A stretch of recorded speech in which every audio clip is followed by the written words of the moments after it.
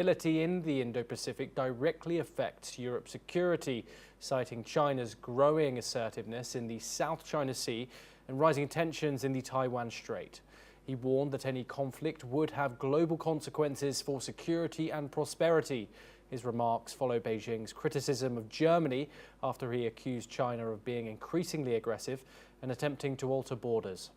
Wadephul also linked Russia's war in Ukraine to Asian stability, pointing to support from China and North Korea. He said the Russian war machine is fueled partly by North Korean troops and Chinese economic backing. The comments come as Chancellor Friedrich Merz joined President Trump, Ukraine Zelensky and European leaders for talks on Ukraine. Let's listen in to what the German Foreign Minister had to say. What happens here in the Indo-Pacific has a direct impact on European security and vice versa.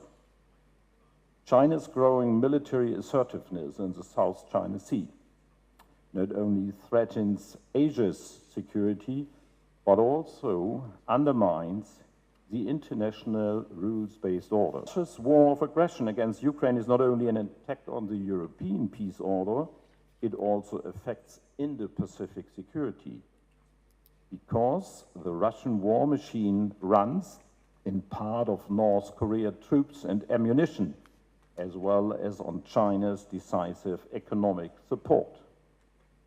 All of which serves to show that European and Indo-Pacific security are closely interlinked. We're now joined by Andrew K.P. Leung. He's a China strategist and he joins us live from London. Andrew, always a pleasure to talk to you. Is the German Foreign Minister correct in saying that Indo-Pacific security affects Europe? He raised the issues of China, the issues of North Korea, their influence. What are your thoughts on that? Well, I think that we are seeing a persistent and increasingly misguided European view of the rise of China. China's rise is inevitable. Every country tries to grow the economy, expand the development, but there was a misguided view that somehow China's rise, along with its capacity to defend its own interests, represents a threat to Europe. Now let's unpack these kind of misguided view. I mean, it has three trends. First of all, is the South China Sea. Of course, China's so-called assertiveness, within quotation marks, is of course China's. Oh dear, we have some network. Oh, apologies, well, Andrew, we have you back. Hello. Okay. Hello. Hello, we can hear you. Great. Yeah. Can you hear me now? Yes, I can. Yeah. Okay. Well, the South China Sea, again, because of China's increasing capacity to defend the sea lane communication, which, of course, China relied on to a very large extent for its economy, unlike other countries, because China relies on the South China Sea for the import of its trade, products, materials, components, and also international trade. And China relies on international trade to a much larger extent than Europe or the United States. Now, and of course, Taiwan, of course, is a key issue for China. But then the defense of China's sea lane of communications, defending China's sovereignty over Taiwan, do not necessarily represent a threat to Europe. This idea that reference to the rule-based order is a kind of travesty, particularly in the light of what President Trump is doing at the moment, destroying the rule-based order, throwing it out of the window, and replacing it by American unilateralism, hegemony, and also bullying.